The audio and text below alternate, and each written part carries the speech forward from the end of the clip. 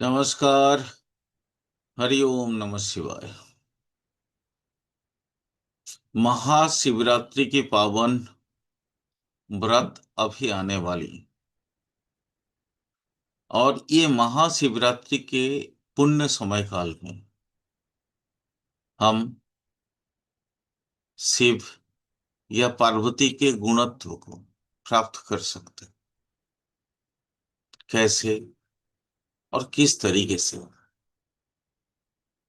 आज इसको हम डिटेल में समझेंगे। हर ज्योतिषी का एक आंतरिक इच्छा होती है कि वो शिव के कण को प्राप्त करे। मैं भी एक ज्योतिषी हूँ। मेरी भी इच्छा है कि मैं शिव के कण को प्राप्त कर पाऊं। शिव ही सब, शिव और पार्वती हमारे जीवन की धरोहर है। शिव जो कि परम चैतन्य, absolute truth. Parvati the extreme strength. Absolute truth, absolute truth और एक्सट्रीम स्ट्रेंथ जब मिलते हैं तो नई संसार पैदा होते हैं।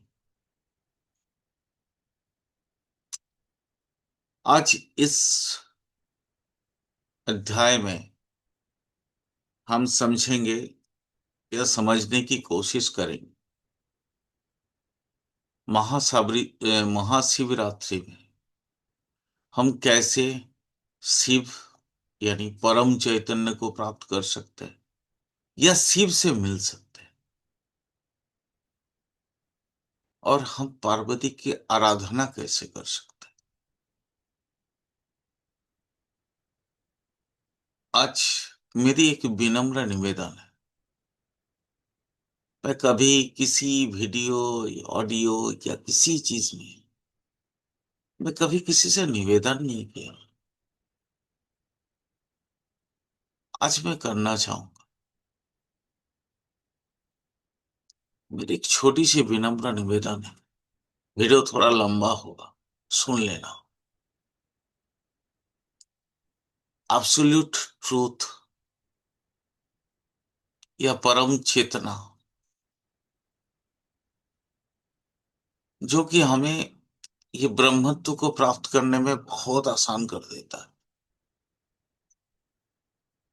मैं कोशिश करूंगा उसके बारे में थोड़ा सा चर्चा करने के लिए। देखो, पूरा तो मैं भी नहीं जानता, नेवर। इतने सालों की साधना में जरा सा मिला है। आप कह सकते हो, समझ सकते हो कि फिर मैं क्यों बता रहा हूं। कोई साधक किसी के बारे में कुछ बताता थोड़ा ही है। लेकिन मुझे कहीं ना कहीं महसूस हुआ है कि हमारे इतना डिस्ट्रक्शंस, डिप्रेशन, ये मैं की लड़ाई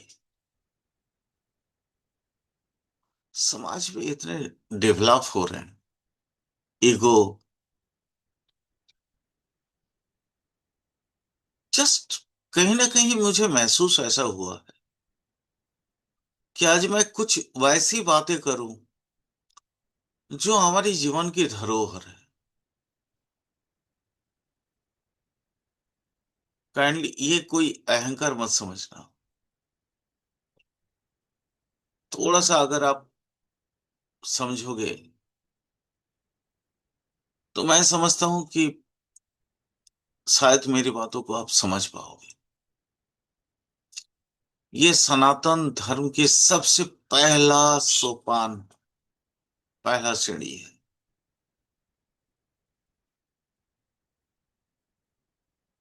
चलिए मैं शुरू करता हूँ। आपको अच्छा लगे, अच्छी बात है। नहीं लगे, और अच्छी बात है। नीति नीति से चरवेती। आप इसको अविश्वास करोगे, आपके अंदर कौतूहल पैदा होगा, और आप इसको जानने की प्रयास जरूर करोगे। बस उतने में मैं मेरा तो प्रयास सफल हो जाएगा। आप इसको ना जितना ना करोगे, उतना ही आपको सहजता से उसके प्रति जिज्ञासा पैदा होगी, और यही जिज्ञासा आपको एब्सोल्यूट ट्रूथ की तरफ ले जाएगा। चलो, आज कुछ बातें करते हैं एकांत में, एक दूसरे से, आपसे। मैं जो समझ पाया हूं, बस वही बातें। हरिओम नमः शिवाय। महाशिवरात्रि। महाशिवरात्रि कोई त्योहार नहीं, कोई व्रत नहीं। ये ये जो महाशिवरात्रि है ना, मैं आपको बोलूं, स्वयं को शिव जैसा महसूस करने का, या शिव सा महसूस करने का, ये महापर्व, यानी खुद को एब्सोल्यूट ट्रूथ की तरफ ले जाने का, या शिव से स्वयं को जोड़ने का, ये बहुत बड़ा एक महत्वपूर्ण स्थिति है। थोड़ा वीडियो थोड़ा लंबा होगा, बट सुनना, समझाने की थोड़ा सा प्रयास कर रहा हूं। शिव का अर्थ ही है कल्याण। कल्याणकारी जितनी भी ये परम शक्ति है, सब शिव। वैसे भी यत्र जीवः तत्र शिव, यानी जहां कोई भी प्राणी या प्राण वाला, चाहे वो पेड़ पौधा हो, या कोई एनिमल हो, या आप हो, मैं हूं, यत्र जीवः तत्र शिव। ये तो सर्वमान्य है। उपनिषद भी बोला। हमारे वेदांत को जो सबसे ज्यादा फैलाए थे, प्रचार किए थे, स्वामी विवेकानंद जी, उन्होंने भी वही बात कही। उन्होंने भी वही बात कही। जीवे प्रेम करे যেই জন, সেই জন সেবিছে ईश्वर। मतलब जीव यानी कोई भी जीव जो जीवंत है, उन उनको उन पे अगर कोई प्रेम दिखा रहा है या प्रेम करता है उनसे कोई, वो ईश्वर को अपना प्रेम निवेदन कर रहे हैं, यानी ईश्वर की सेवा कर रहे हैं। और विवेकानंद अभी अधुना भारत के आइकॉन। ये यत्र जीव तत्र शिव, ये प्रामाणिक है। आप भी जानते हो, हमारे जितने महर्षि हैं, उन्होंने भी इस चीज को कई रूपों से प्रमाण करके गए।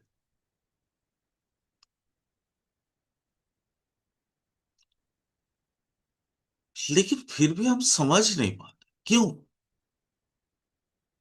शिव को क्यों नहीं समझ?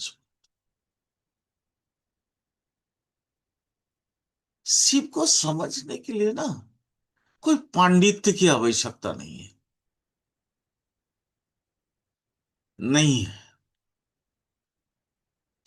अत्यंत सरल हृदय और समर्पण अगर आपके पास है, और आप उस रास्ते से, समर्पण और सरल हृदय के रास्ते से आप गुजर सकते हैं, तो शिव आपका है। फिर शिव आपका है।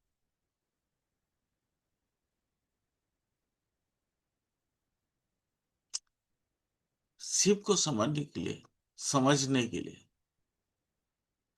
ये शिवत्व को एहसास करने के लिए, अनुभव करने के लिए आपके पास कोई बहुत ज्यादा पांडित्य की आवश्यकता नहीं है। नहीं है। अगर आप शिव से मिलना चाहते हैं या अपनी शिवत्व को अनुभव करना चाहते हैं, तो आपको जरा सा कुछ, क्या बोलते हैं, कुछ टिप्स बता रहे हैं। महाशिवरात्रि के दिन अगर आप इसको कर लेते हैं,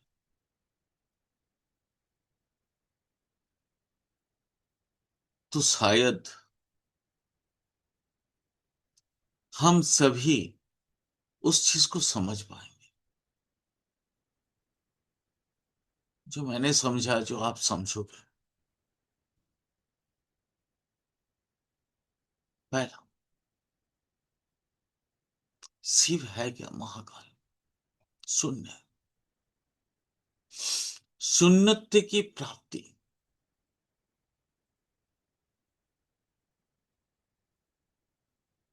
शिव शून्य भी है, शिव अनंत भी है।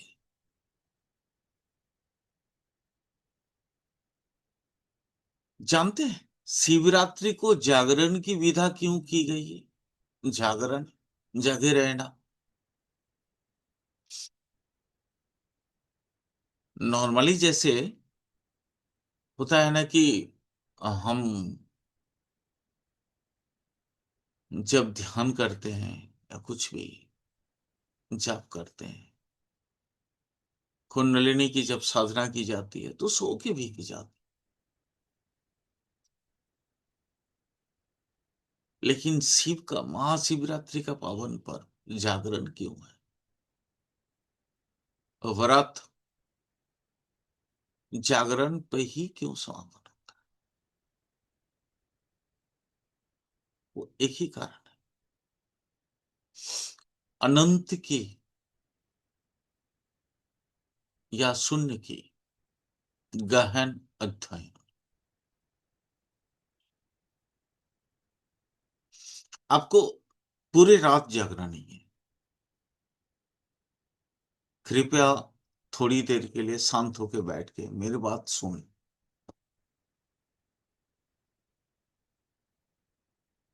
आपको करना क्या है? शिवत्व को समझने के लिए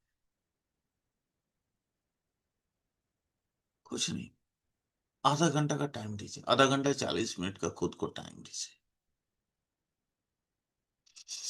शांत होकर कहीं बैठ जाइए।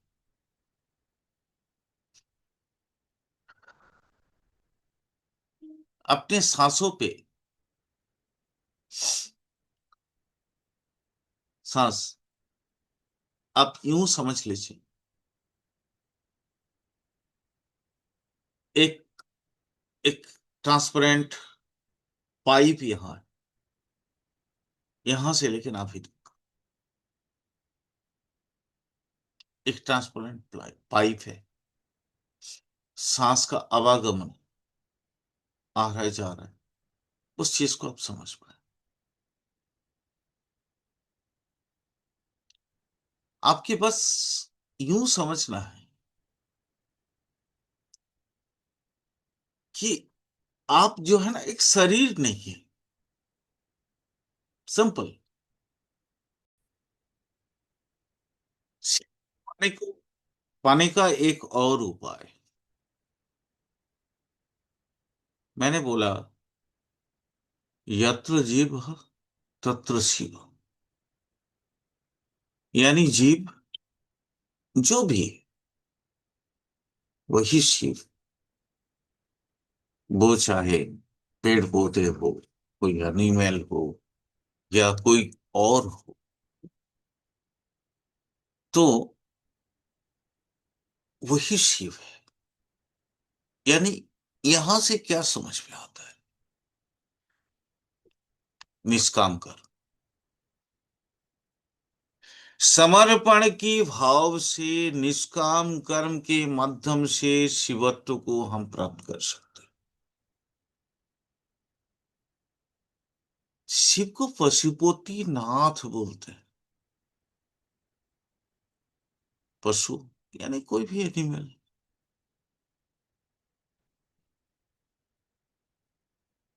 यानी पशुपति नाथ का मतलब है पशुओं का सेवा करे तो पति, पति उनका स्वामी, यानी प्रभु उनके मालिक।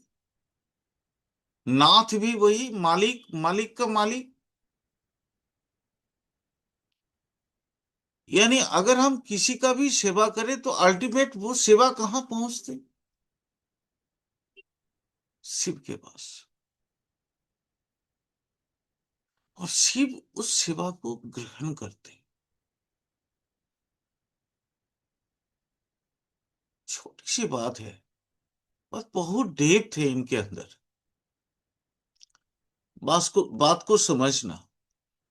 अगर शिव को प्रसन्न करना है तो किसी भी सीधा तरीका यही है कि आप किसी भी जीव का सेवा करें।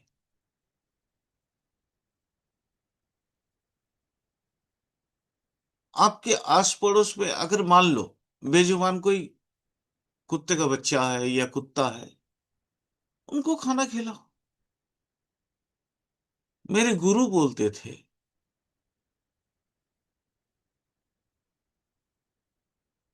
इस दुनिया में हर एक के लिए खाना है,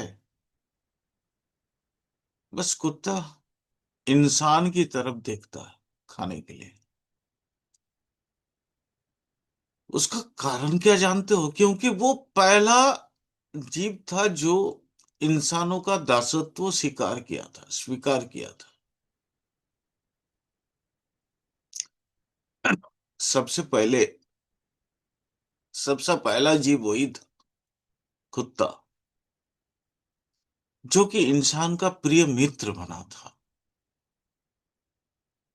आज हम लोग इतना सकरा जीवन बिता रहे हैं ना, कि हमारे एक्स्ट्रा कुछ खाने का चीज हम बनाते नहीं है।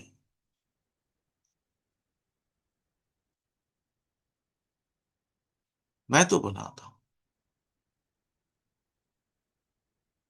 अगर मेरे जैसा अदना सा इंसान, बहुत पैसा तो है नहीं, किसी दिन अगर खाने में, खाना बनाने में या किसी कारण में कोई दिक्कत होता है, आधा खाता हूँ आधा रख देता हूँ।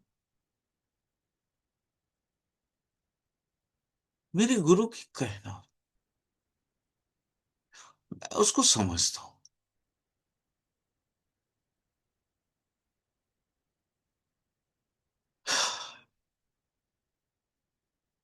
बस इतना कर लो, शिव चल के आपके पास है। मैं दावे के साथ कह सकता हूँ,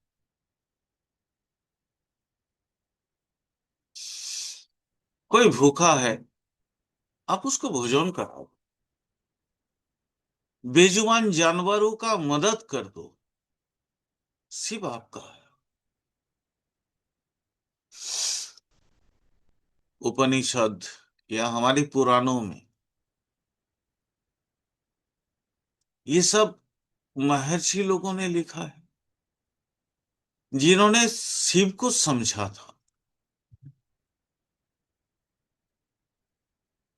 उनका क्या कहना था? नर नर सेवा ही नारायण सेवा है। मैं जो ये कहता हूं ना, हरि ओम नमः शिवाय, इसमें हरि भी है, ओम भी है, शिव भी है। ओम मतलब है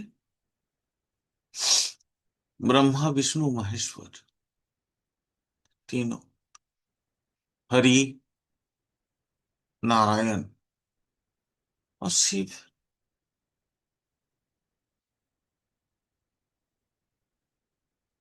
अगर आप नर सेवा करते हैं तो भी नारायण सेवा होता है।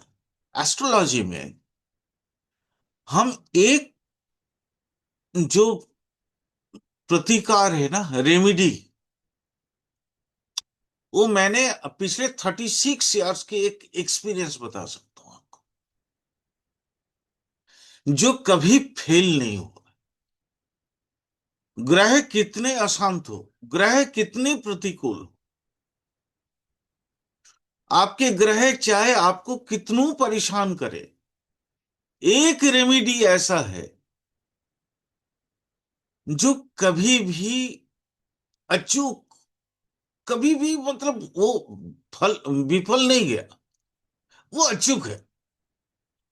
वो आपके वजन के बराबर का अनाज दान करो उस जगह पे जहां पे लोगों का सेवा की जाती है, जहां पे लोगों का माने दोस्तों को खाना खिलाया जाता है।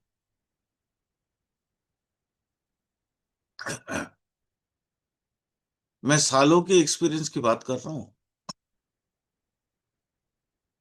आज तक कभी फेल नहीं हुआ ये। कितनों विपत्ति आए, वो विपत्ति से आप पार लग सकते, वो विपत्ति से उबर सकते हैं। अपने वजन के बराबर का अनाज दान करना मतलब वही, अल्टीमेट घूम फिर के वही आ गए ना, नर सेवा ही नारायण सेवा, या बेजुबान का मदद करना ही जीव सेवा। इसमें क्या जानते हैं आप, अनजाने में शिव की सेवा कर रहे हैं आप, और शिव के करीब हो रहे हैं। प्रिय मित्र, पता नहीं मेरी बातों पे आपको भरोसा हो रहा है या नहीं, बट ये सत्य है, ये परम सत्य है, ये शिवत्व है। कभी कुछ नहीं यार, सिर्फ 40 दिन का ये रेमेडीज करना,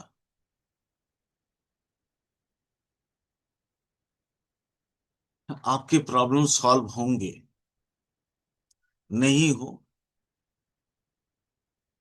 तो मुझे 10 गाली देना, मैं सुनूंगा तहे दिल से। आपको बस ये कर्म को करना है।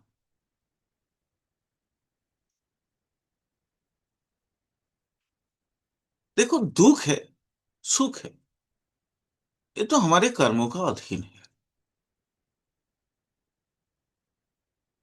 सुख, किसी को और किसी चीज में सुख मिलता है, किसी को और किसी चीज में सुख मिलता है, यानी इसकी भी धारणाएं सटीक नहीं है। दुख, किसी चीज में किसी को दुख मिलता है, किसी चीज में किसी और को दुख मिलता है। जैसे एक एग्जांपल, एक चोर चोरी करता है, घर वाले को दुख मिलता है। चोर चोरी करने के बाद उस चीज को जाके बेच के अपना परिवार को पलता है, परिवार को सुख मिलता है। तो इसलिए जो है ना, ये परिप्रेक्ष्य, ये रिलेटिविटी है, सापेक्ष की बात है। यहां एब्सोल्यूट सरो या एब्सोल्यूट वर्च्यू हम माप नहीं सकते। कोई ऐसा कुंजी है नहीं, ऐसा कोई तुलादंड है ही नहीं जिससे पाप या पुण्य की, है ना, परिमाप किया जा सके। हाँ, एक चीज बोल सकते हैं, मैक्सिमम लोगों की भलाई करना पुण्य है, और किसी के जानबूझ के बुराई करना या जानबूझ के उसका, उसके प्रति कोई अहित करना, ये पाप। इस चीजों में हम इसमें मोहर लगाया जा सकता है, क्योंकि पुराण, हमारी जितनी वेद, उपनिषद, वेदांत, ये जितने संगीता वगैरह जितना है, सभी ने यही बात कही। हमारे पूज्य ऋषियों ने यही बात करी। हम इस चीज पे तो मोहर लगा ही सकते हैं ना, क्योंकि हमारे पूर्वज बहुत विद्वान थे। हम नहीं है, लेकिन पूर्वजों की बात को तो हम मानेंगे ना। चलिए, ये तो गया सहज जीवन की बातें। थोड़ी कर्म कांड की बात करते हैं। कर्म कांड में जैसे शिव को पाने के लिए एक सहज तरीका है, अभिषेक और मंत्र जाप। शिव को आशुतोष बोला गया है, माने जो थोड़े में संतुष्ट हो जाते हैं और बहुत जल्दी संतुष्ट हो जाते हैं। उनको कोई दिखावे की जरूरत नहीं होती, वो सीधा अंतरात्मा को देखते हैं। आपके पास मर्सिडीज है या आप पैदल चलते हैं, उनसे उसका कोई मतलब नहीं। शिव को इससे कोई मतलब। शिव को मतलब है आपके भाव कैसा है, आप अपने भाव को कैसे समझा पाए, कैसे लोगों को दे पाए, कैसे आप अपने क्षुद्रत्व की मदद से भी किसी और का मदद कर। क्योंकि शिव जैसा तो हम कोई है नहीं, मैं तो नहीं। तो मेरी छोटी सी, मतलब ओहदे पे अगर मैं किसी की मदद कर पाऊं तो शायद शिव की मदद कर रहा हूं।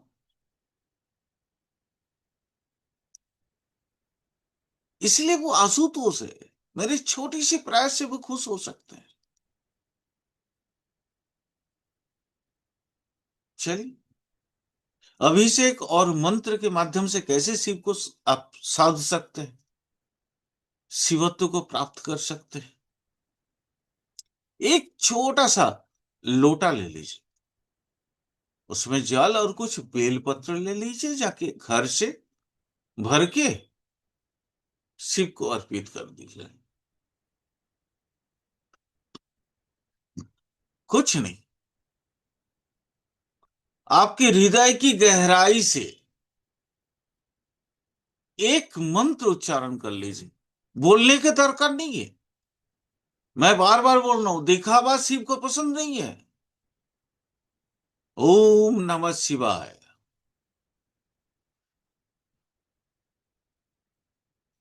ओम नमः शिवाय। ये खुद के लिए।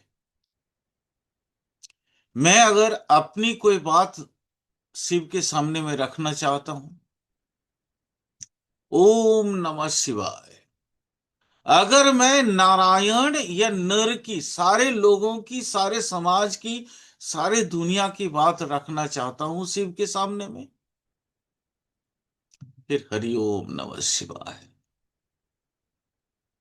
हरि ओम नमः शिवाय। हरि ओम नमः शिवाय। अंदर से, होठ पे लाने की कोई आवश्यकता नहीं है, वॉइस की कोई जरूरत ही नहीं है। क्योंकि भगवान भाव से प्रसन्न होते हैं। आप अपने अंदर की शिवत्व के भाव लाइए और प्रभु से बस ओम नमः शिवाय, नमः शिवाय, आपको जो पसंद है उसका मन से उच्चारण करिए, मुंह से नहीं।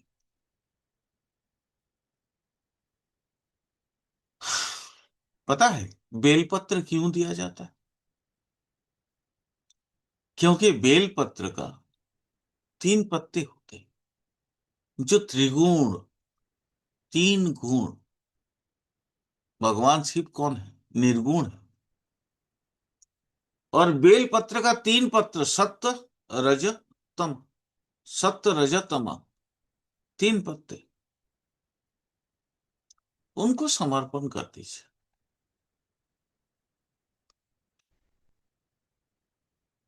बस ये है कि प्रभु तेरा ही तुझी को समर्पण, कुछ नहीं हो मेरा। मेरा तो इस जन्म में, इस जीवन में, इस धरती पे मेरा तो कुछ है ही नहीं। सब तो तेरा ही है। और वो तेरा ही चीज तेरे को समर्पण कर रहा है बाबा।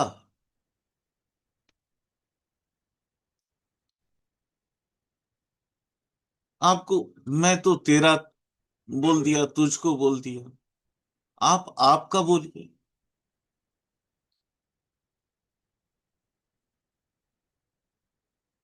मेरा तो शिव के साथ रिलेशन ही कुछ और है। आप ही का समग्र समाज है, आपका संसार है बाबा, आप ही का चीज आपको समर्पण कर रहा है। बस इसी भाव से आप डाल दीजिए उसको, उनको अर्पण कर दीजिए। आशुतोष जल्दी ही प्रसन्न हो जाएंगे। मैं दावे के साथ कह सकता हूं, महाशिवरात्रि के रात को अगर आप इस चीज को करेंगे,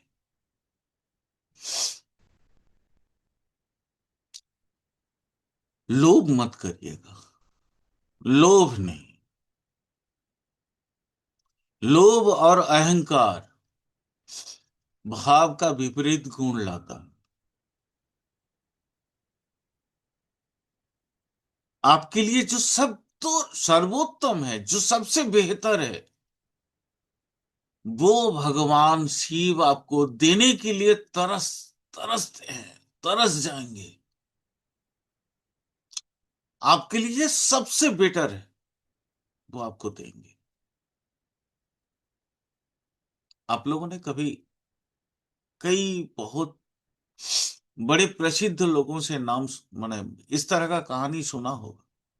जैसे अब्दुल कलाम जी का वो कहानी, वो नौकरी करने के लिए गए, नौकरी पाए नहीं, तो उन्होंने माने उनको किसी ने समझाया, बेटा तुम्हारे लिए शायद कुछ और रास्ता चुन के रखे, मायूस मत होना। अगर वो उस तरह का नौकरी करते तो वो तो मिसाइल का जनक नहीं बनते ना, भारतवर्ष के लिए इतना इतना बड़ा एक नाम नहीं बनते। तो आपके नजर में तुरंत के लिए तुरंत शायद नहीं भी मिलेगा, लेकिन आपको सर्वोत्तम मिलेगा। यह विश्वास विश्वास आप अपने अंदर ला सकते हैं। लोभ और अहंकार का त्याग आपके लिए बहुत ज्यादा जरूरी है। आपको और क्या करना है? आपको एक संकल्प लेना है कि बुराई को मैं त्याग करूंगी या करूंगा। नकारात्मक कोई आदत है मेरे पास, आदत मतलब मैं ये नहीं कह रहा हूं कि आपको कोई खाने पीने की आदत नहीं, वो नकारात्मक आदत नहीं है, वो जीव है, वो शरीर की प्रयोजन है। भाव,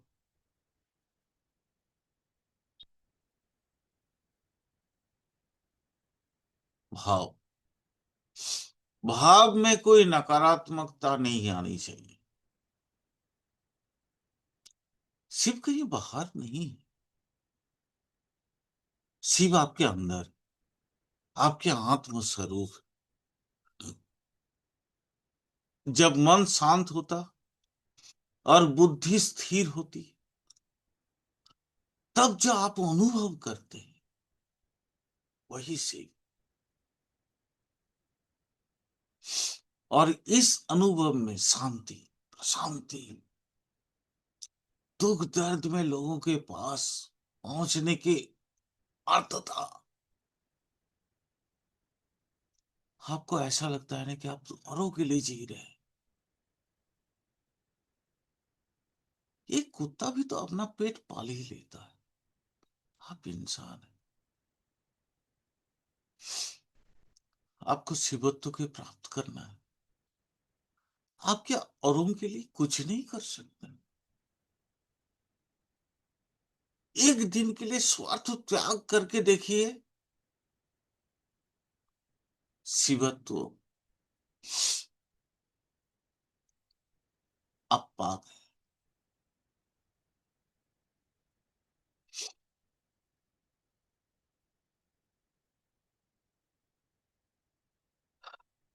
ये तो गया हमारी आध्यात्मिक बातें।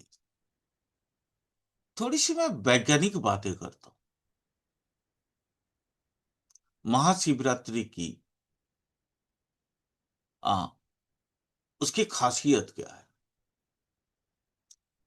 From the point of science, अगर साइंटिफिक नॉलेज को हम देखें या उसके प्रोस्पेक्टस में अगर हम शिवरात्रि को देखें, तो मैं यूं कह लूं, नाइट ऑफ साइंस या द साइंस ऑफ नाइट, आप जो समझे।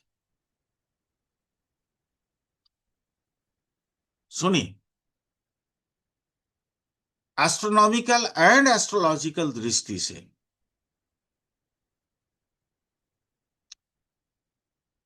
महाशिवरात्रि के दिन पृथ्वी का उत्तरी गोलार्ध इस तरह स्थित होता है कि मनुष्य के भीतर की ऊर्जा प्राकृतिक रूप से उसके स्पाइन की ओर या मस्तिष्क की ओर, स्पाइन के जरिए, स्पाइन के माध्यम से ब्रेन की तरफ बढ़ते रहती है।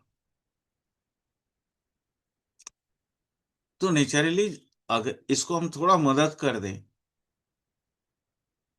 तो ऊर्जा काफी इजीली यहां तक पहुंच सकती है, बिंदु तक।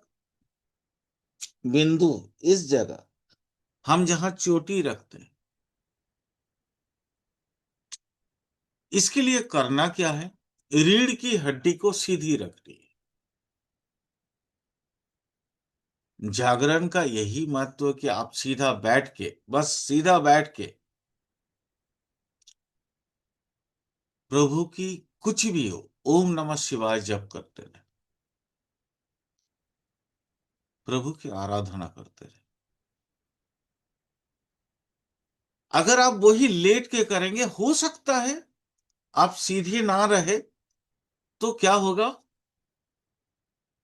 प्राकृतिक जो जागरण है कुंडलिनी की, उसमें बाधा हो सकता है। और बाधा मिल जाने से आपकी बिंदु तक जो ऊर्जा का प्रभाव वो ना हो। इसलिए देखिए, ये साधक लोग कर लेते हैं क्योंकि उनको प्रैक्टिस है। वो सोते सोते भी अमृत ले लेते हैं, उज्जाई प्राणायाम उनका होते रहता है। लेकिन हम तो साधारण इंसान हैं, हमारे लिए तो पॉसिबल नहीं है।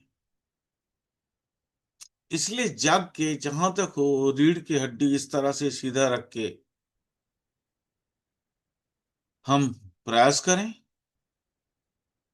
कि जो त्रिक संधि में मुरझाया हुआ अपना ऊर्जा है, कुंडलिनी, वो सीधा बिंदु तक उसके आवागमन होने लगे।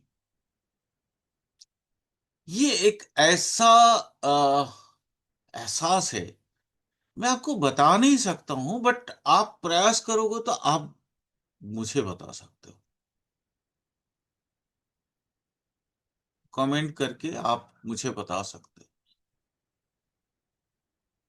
उस ज्योति का देखना, वो जो ऊर्जा की,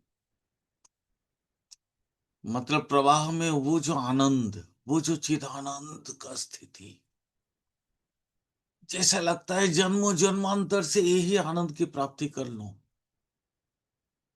वो चीज आप खुद कर सकते हो, खुद देख सकते हो, खुद बता सकते हो। अपनी जड़त्व को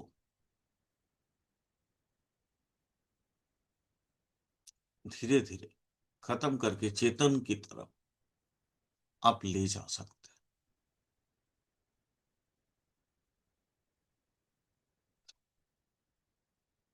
हाँ, अगर मैं वो अलाइवनेस की बात करूं, वो भी जड़त्व है एक तरह का। बट वो जड़त्व मतलब ये मूर्खता नहीं है। वो आपके ग्रह प्रक्रिया, ये महाशिवरात्रि के दिन ग्रहों की अवस्थान ऐसी होती है कि जिसके माध्यम से आप जो है ना, अपने भीतर की जो अलाइवनेस है, वो उसको बढ़ा के आप ऊर्जा में उसको कन्वर्ट करते हो। वो भी जड़त्व, उसको भी हिंदी में जड़त्व ही बोलते हैं। पर वो जड़त्व की बात मैं नहीं कर रहा हूँ। वो जड़त्व हमारे लिए जरूरी है। वो जड़त्व जो है ना, चेतना का स्वरूप को पाने के लिए एक सीढ़ी है। लेकिन जड़त्व का वो मतलब मैं इससे पहले बोल रहा था, जो जिसका मतलब मूर्ख था। हाँ, एक और चीज, हमारी महाशिवरात्रि के अंदर हम उपवास करते हैं। उपवास, उप मतलब निकट, वास रहना।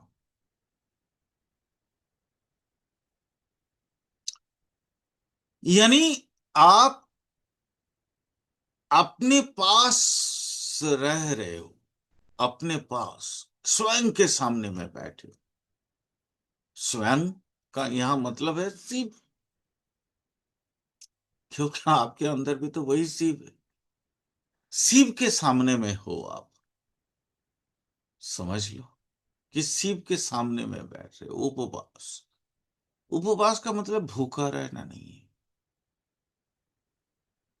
ये ये लोगों में बड़ा वहम फैला हुआ है कि उपवास का मतलब होता है भूखा रहना। भूखा रहना उपवास नहीं है। उपवास का मतलब होता है आप भाव के माध्यम से शिव के सामने में बैठे हो। उप, निकट, नजदीक, वास मतलब रहना। अगर आप खाना नहीं खाते हो तो साइंटिफिक तरीका, उसके साइंस क्या बोलता है कि आपके डिटॉक्सेशन होता है, जो कि शरीर का शुद्धिकरण। हम भारी भोजन से जब परहेज करते हैं तो शरीर का जो ऊर्जा है वो पाचन के बजाय हमारी हीलिंग में लग जाती। तो हीलिंग का मतलब क्या है? ऐसे भी आप जानते हो, जापानी वो साइंटिस्ट जिन्होंने अ, ये उपवास पे रिसर्च करके नोबेल पाया, उन्होंने भी बोला 72 आवर्स का उपवास करने के लिए। उससे क्या है, हमारे हीलिंग का एब्सोल्यूट जो पोजीशन है वहां तक पहुंचता है। इवन कैंसर तक का सेल्स खत्म हो जाता है, जिसके माध्यम, जिसके कारण उनको नोबेल प्राइज भी दिया गया। लेकिन हमारे यहाँ भारतीय संस्कृति में उपवास का मतलब है आप भाव के माध्यम से भगवान के नजदीक हो जाएं। खाना नहीं खाएंगे तो डिटॉक्सिफिकेशन होगा आपका, डिटॉक्सेशन होगा, शरीर की हीलिंग होगी, आपके जितने शारीरिक जो वर्ज्य पदार्थ है वो बाहर निकलेंगे। ये भी तो शरीर के लिए बहुत अच्छा है। दूसरा क्या होता है, आपकी मानसिक नियंत्रण बहुत अच्छी होती है। भूख को जब आप नियंत्रण कर सकते हैं तो आपका धीरे धीरे अपने विचारों और भावनाओं पर भी नियंत्रण आने लगता है। ये भी एक तरीका है कि अगर आप भूख पे विजय पा लेते हैं तो धीरे धीरे आप खुद के जो इंद्रिय हैं उस इंद्र पर भी विजय प्राप्त कर सकते हैं। ये तो गया साइंटिफिक मैटर। चलिए अब थोड़ा सा समझते हैं पूजा कैसे करें। एक तो किस क्रम से आप इसको पूजा करेंगे। जल अभिषेक, सामग्री क्या होगी, शुद्ध जल। इससे इसका आध्यात्मिक महत्वता क्या है, मन की शांति और शुद्धता आप प्राप्त कर पाएंगे। दूसरा पंचामृत, दूध, दही, घी, शहद और शक्कर। अगर आप पंचामृत से पूजा करते हैं तो अच्छी बात है। वैसे बहुत सारे लोग षोडशोपचार की पूजा करते हैं, लेकिन हमें उतना आडंबर में नहीं जाना है, दिखावा में नहीं जाना है। सिर्फ पंचामृत से आप दूध, दही, घी, शहद और शक्कर से पूजा करिए। इससे क्या होता है, आपकी आत्मा के पोषण और पंच तत्व का संतुलन बना रहेगा। तीसरा महत्वपूर्ण चीज है बेलपत्र, 3 पत्ते वाला, जो कि मैं ऑलरेडी बोल चुका हूं कि सत्य, रजत, तमः ये 3 गुण का प्रतीक है। भगवान होते हैं निर्गुण, यानी तीनों गुण जिनके अंदर आके समाहित हो जाता है वो निर्गुण होते हैं। उसके अलावा अगर आप कर सकते हैं तो भस्म या विभूति से। भस्म मतलब ये बताता है कि हर चीज नश्वर है, शिव ही शाश्वत है, शिव ही शाश्वत है। तो ये हर चीज नश्वर है, अविनश्वर सिर्फ शिव है। तो ये अविनश्वरता को प्राप्त करने की एक इच्छा और एक तरीका, इससे ज्यादा कुछ नहीं है। हाँ, और क्या करेंगे आप, दीपक जलाएंगे, घी का दीपक। घी का दीपक आपके लिए बहुत बेहतरीन है। बिकॉज ऑफ घी क्या है, दीपक क्या है, अज्ञान से अंधकार की ओर ले जाना, तमोसामा ज्योतिर्गम, अंधकार से प्रकाश की ओर ले जाना। तो घी का दीपक ये बताता। चलिए, उपवास की बात कर लिए, तो अब चलिए समझते हैं क्या खाएं या नहीं खाएं। देखिए, सात्विक जो आहार है वो आप कर सकते हैं। जैसे आ, पूर्ण उपवास अगर आप नहीं कर सकते, मतलब आप डिटॉक्स करने की इच्छा अगर आपके पास है, तो आप तो उपवास कर लीजिए, मतलब बिना खाए भूखे रह लीजिए। बहुत लोग कर नहीं सकते हैं, या जो कमजोर है उनको कराया नहीं जा, उनको बोला जाता है कि आप कृपया भूखे ना रहें। उनके लिए क्या करना है, फल, ड्राई फ्रूट्स, दूध या लिक्विड आहार उनके लिए बहुत उपयुक्त है। आ हाँ, देखिए, प्याज, लहसुन शरीर की जो क्या बोलते हैं उसको, सकाम, वो बढ़ाता है। नॉर्मल जीवन में प्याज लहसुन की आवश्यकता होती है क्योंकि हमें काम करना पड़ता है। लेकिन पूजा विधि में मन को शांत रखना होता है। तो मन को शांत जिस दिन रखना होता है उस दिन प्याज लहसुन नहीं खाना चाहिए। लेकिन काम की अधिकता जिस दिन अधिक होती है, जैसे मान लीजिए आप नौकरी कर रहे हैं, आपके पास प्रेशर बहुत है, मेंटली स्ट्रेस बहुत हो रहा है, तो आपको प्याज लहसुन निरंतर खाना चाहिए। लेकिन महाशिवरात्रि हम मानसिक शांति पाने के लिए कर रहे हैं, इसलिए उस दिन प्याज लहसुन को त्याग दीजिएगा, अनाज को छोड़ दीजिएगा। और कैफीन, मॉर्फिन, माने इस तरह का, मतलब जिससे नशा वाला जो चीजें होती है उसको जो है ना, थोड़ा सा वर्जित कर दीजिएगा। इससे आपका ऊर्जा का जो स्तर होगा ना, एक लिमिटेड एरिया में बनाना है। जैसे मान लीजिए अगर आप कॉफी पीते हैं, चाय पीते हैं, उससे ऊर्जा का स्तर में अप एंड डाउन हो सकता है। तो एकदम से नॉर्मल रसाहार में अगर हैं आप, तो इस तरह का चीजों को त्याग दीजिए। चलिए, अब मैं कुछ विधि विधान की बात करता हूं शिव को पाने का। चार पहर की पूजा का हमारे यहाँ विधान है। इस बार वैसे, इस बार का 2026 का जो फरवरी मंथ का 15 तारीख का जो महाशिवरात्रि है, वो 9 से लगभग 9 से 12:30 के आसपास में जो मेन पीरियड होगा, आ तो उस वक्त तो है ही है, लेकिन चार पहर मतलब हर 3 घंटा में एक प्रहर होता है। चार पहर में चार पूजा विधि की बात कही गई है हमारे पुरोहित में, पुरोहित दर्पण या पुरोहित संहिता। संभव हो तो चारों पहर शाम को 6 बजे से लेकर सुबह 6 बजे तक का आप जल अभिषेक हर बार करें, 4 बार करें। कोशिश करें इस दिन कम से कम बात करें या मौन रहें। ऊर्जा को बाहर खर्च करने के बजाय उसे भीतर की ओर मोड़ दें।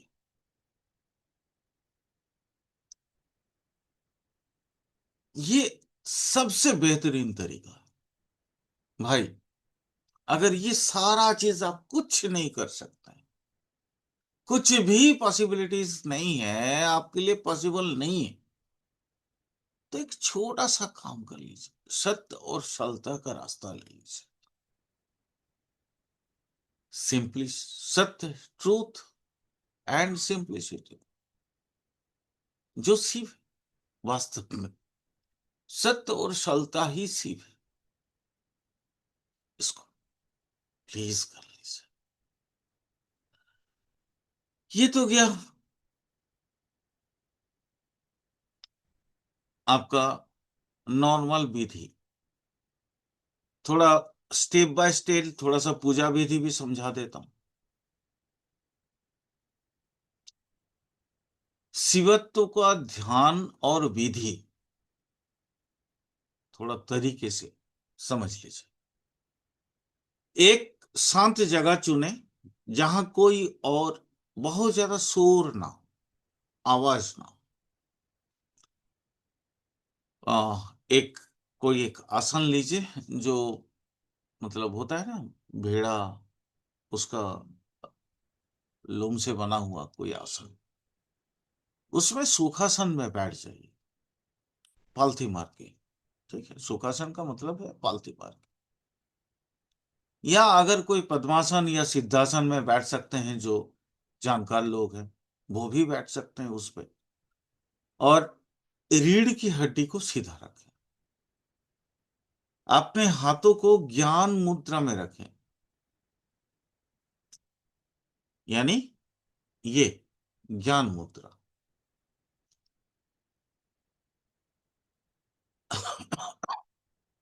कई सारी मुद्रा होते हैं, ज्ञान मुद्रा सबसे बेटर है। हम जैसे आकाश मुद्रा करते हैं वो भी नहीं, सिंपल, एकदम सिंपल ज्ञान मुद्रा में छोड़ दीजिए। आपका जो इंडेक्स फिंगर है वो अंगूठे के साथ इस तरह से मिला दीजिए और सीधी 3 अंगुली को इस तरह से रख दीजिए। ठीक है, ऐसे पलथी मार के बैठ के दोनों आपके घुटनों पे इस तरह से रख के प्रभु की आराधना करें। शरीर को एकदम से रिलैक्स कर दीजिए। प्राकृतिक सांस का महसूस करिए और एकदम मिनिमम सांस लीजिए। हाँ, अगर रेचक पूरक कुंभक अगर आप कर सकते हैं या वो विधि आपका गुरु से मालूम है आपको, आप करिए, कोई आपत्ति नहीं है। अगर आपका कोई दीक्षा हुई है और उसमें कोई बीज मंत्र है तो उसका जप कर लीजिए पहले। अगर नहीं है तो गायत्री मंत्र का जप कर लीजिए। और उसके बाद एकदम से जब आप पूरी तरह से रिलैक्स हो गए तो सो हम इसको महसूस करिए। जब आप सांस ले रहे हैं तो सांस बाहर आ रहा है तो हम सो हम का मतलब होता है मैं ही शिव हूं। यानी वही वही मैं, वही मैं, वो कौन? शिव। शिव मैं ही, यूं भी कह सकते हो। चाहे आप मैं ही शिव हूं ये समझे या शिव ही मैं हूं, अब वो भी समझ सकते हैं। सो हम का जप, यहां जप का मतलब होता है मन ही मन, सारा चीज। आपने इस जगह पे, आज्ञा पे ध्यान को केंद्रित करिए ताकि ये चिदाकाश खुले। चिदाकाश खुलेगा तो आपका पूरा जन्म जन्मांतर की कहानी अगर आप देखना चाहते हैं तो धीरे धीरे हो सकता है प्रभु की कृपा से या आपके गुरु की कृपा से वो दिखेगा। इसलिए आज्ञा, ये दोनों भुवों के बीच वाला हिस्सा, यहाँ पे आपको ध्यान को केंद्रित करना है। चिदाकाश का मतलब एक नीला प्रकाश, जहां आत्मा परमात्मा परमात्मा का स्वरूप में एक दीपक, जहां पे एक छोटा सा लौ जल रहा है, उस चीज को आप उस पे ध्यान केंद्रित कर सकते हैं। नहीं है तो आप सिर्फ ध्यान आज्ञा पे केंद्रित कर सकते हैं। और आपके मन की ये भावना लाइए, मैं एक्स वाई जेड, मेरा कोई नाम नहीं है, मैं ही शिव हूं, ये शिव ही मैं हूं। बस उस ध्यान को केंद्रित करके कंटिन्यू सो हम का जप करते रहिए।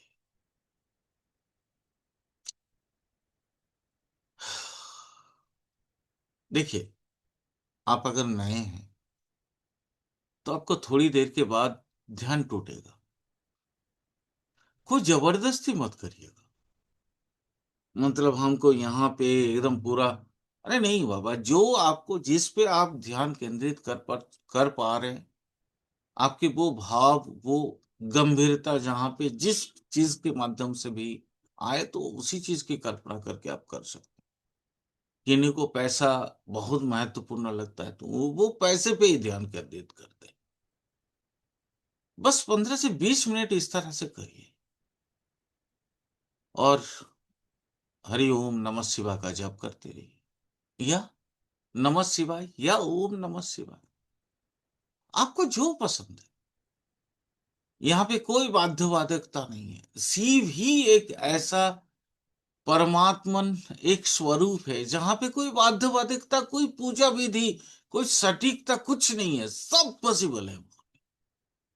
क्योंकि वो ओपन टू ऑल है, खुली किताब है। करते रहिए। बस एक खाली एक एक चीज का खाली ध्यान रखिएगा, ये भाव आपको रखना है कि आप एक खाली बर्तन के बराबर है, खाली डब्बा, खाली बोतल। और शिव की कृपा वो ऊर्जा के स्वरूप पे आपके अंदर ढुक रहा है, आप उनकी कृपा पा रहे हैं। इस चीज को याद रखें। लेकिन कृपा तभी बरसेगी अगर आप पुरुषार्थ करेंगे तो। आप एक छोटा सा, इतना सा अगर लंबा ब्रिज बनाते हैं, भगवान अपनी कृपा के माध्यम से उसको इतना बड़ा कर सकते हैं, या उससे भी ज्यादा बड़ा, इतना बड़ा कर सकते हैं। पुरुषार्थ तो करना तो आप ही को है, कर लीजिए। जीवन में एक बार महसूस करिए ना सिर्फ, ठीक है। ओके चलो। लेकिन शिव तो अर्धनारीश्वर है। शिव के साथ शक्ति का भी तो आराधना करना जरूरी है। क्योंकि शादी जो महाशिवरात्रि में हमारी जो आ, मान्यताएं हैं, वो क्या है, शिव और शक्ति की शादी, यानी उनके मिलन। तो सिर्फ शिव ही तो नहीं, शक्ति की भी आराधना करना जरूरी है। हम शिवत्व तभी तो प्राप्त कर सकते हैं जब शक्ति हमें मदद करे तो। अगर शिव चेतना है तो पार्वती तो शक्ति है। उस चेतना की ऊर्जा पार्वती। शिव तक पहुंचने का मार्ग वैराग्य या ध्यान जरूर है, लेकिन मां पार्वती के बिना इजाजत के हम नहीं पहुंच पाएंगे। और मां पार्वती तक पहुंचने का मार्ग क्या है? प्रेम, करुणा, सृजन, जितने आपके गोलमोल वो जो वर्ड्स होते हैं ना, दया, है ना, दूसरे के प्रति अनुकंपा, ये सारे गोल मोल वाले जितने वर्ड्स है वो सारे पहुंचाते हैं मां पार्वती तक। तो अगर पार्वती की कृपा मिल जाए तो शिव तो ऐसे ही मिल जाते। तो चलिए समझते हैं मां पार्वती को कैसे पा सकते हैं। देखिए, मां पार्वती को पाना बड़ा मुश्किल है, क्योंकि वो महामाया का एक सबसे बड़ा स्वरूप है, और हम मायाधीन लोग हैं। माया से उबर पाएंगे तब ना पार्वती को समझ पाएंगे। चलिए मैं कुछ तरीका बताता हूँ। बड़े बड़े तांत्रिक भी नहीं पाते हैं, राजयोग, ज्ञान योग या आदर्श कई कई सारी योगों के माध्यम से जिनको हम नहीं पा सकते हैं, भक्ति योग के माध्यम से बहुत इजीली वो माँ हमें मिल सकती है।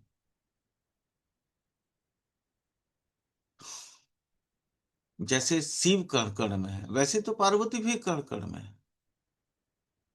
यत्र जीव तत्र शिव, शिव तो अकेले होते नहीं है। शिव के साथ उनके अर्धनारीश्वर के रूप में तो पार्वती भी तो होती। तो कण कण में पार्वती है, बस ये दिमाग में रख लीजिए आप। प्रकृति के सम्मान कर लीजिए, पार्वती माँ ऑटोमेटिकली खुश हो जाएगी। वो माँ है, हम तो उनके बच्चे हैं ना, चाहे पुत्र या पुत्री, हम उनके बच्चे हैं। वो बच्चों को माँ अनदेखा कब तक करेगी?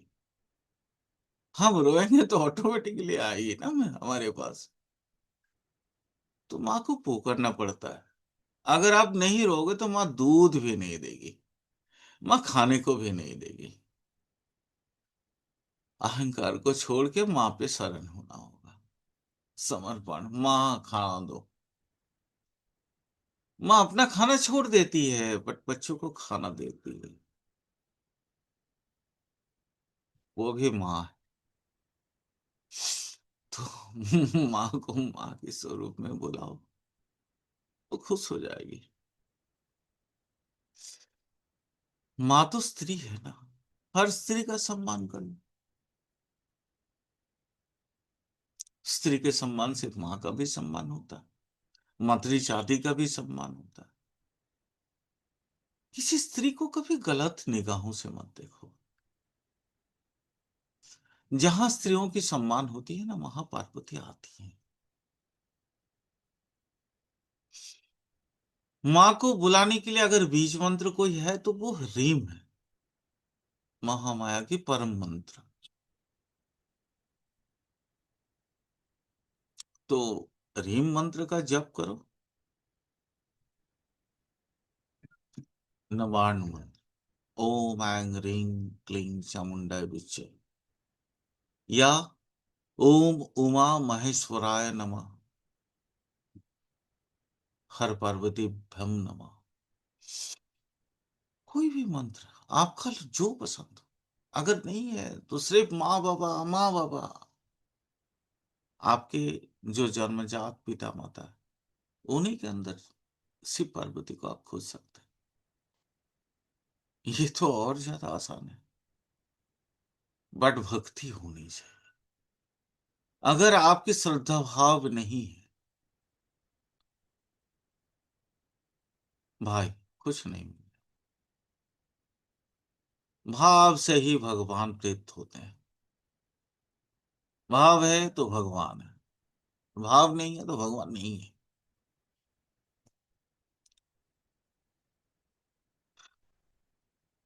सबसे बेटर है कि आप अर्धनारीश्वर का भावना करो। शिव और पार्वती अलग अलग ना सोच के एकात्मक रूप में सोचो। आ, शिव है क्या वास्तव में? पुरुषत्व। पुरुषत्व क्या मतलब? आपके शरीर का, आपके मन का जो दृढ़ता है, उस दृढ़ता का ध्यान करो। मैं थोड़ा सा ये साइंटिफिक नजर से बता रहा हूं।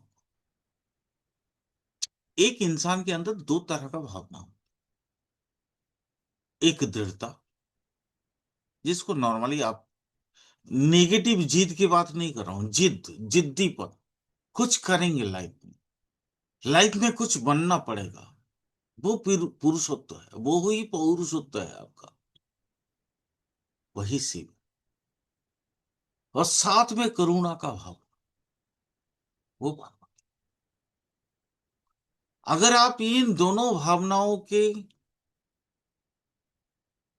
भावनाओं के बीच में आराम से पैरेलली चल सकते हो, तो आप अर्धनारीश्वर का सेवा करो। यही संतुलन आपको शिव और पार्वती से मिलाने में बहुत मदद करेगा।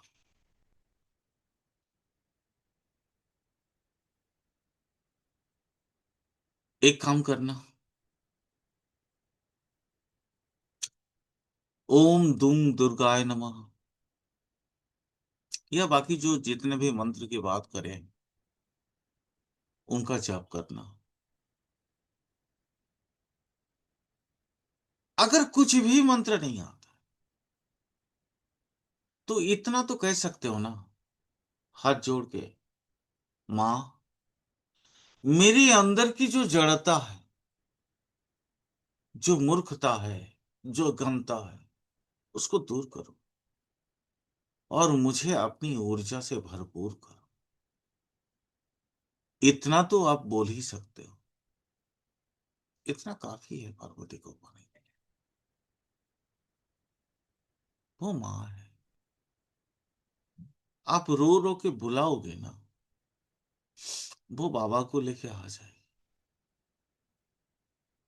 अल्टीमेट फादर कौन है? शिव। अल्टीमेट मदर कौन है? पार्वती। तो शिव पार्वती को बुलाने के लिए बहुत ज्यादा जरूरी थोड़ा ही है। अगर आपके अंदर में वो भावनाएं पैदा हो जाए, माँ की मन, क्या वो समझ नहीं पाएगी? माँ तो समझ सकती है ना। उतना छोड़ो। आपके जो वर्तमान जीवन की माँ है ना, आपको कोई तकलीफ होता है तो उनको भी समझ में आता। अगर आप कोसों दूर रहते हो ना, फिर भी माँ के मन को समझ में आता है कि मेरे बच्चे पे कोई आफत आ गई। वो तो सबका माँ है, सबकी माँ। उनको समझ में नहीं आएगा। ऐसा कैसे हो सकता है? विश्वास रखो, भरोसा करो, साधना करो, आर्त पुकार से बुलाते रहो। आपका महाशिवरात्रि बहुत अच्छा रहेगा। मैं ये दावे के साथ कह सकता हूँ। चलो, महाशिवरात्रि की अशेष शुभकामनाएं। हरि ओम नमः शिवाय। हरि ओम नमः शिवाय। हरि ओम नमः शिवाय।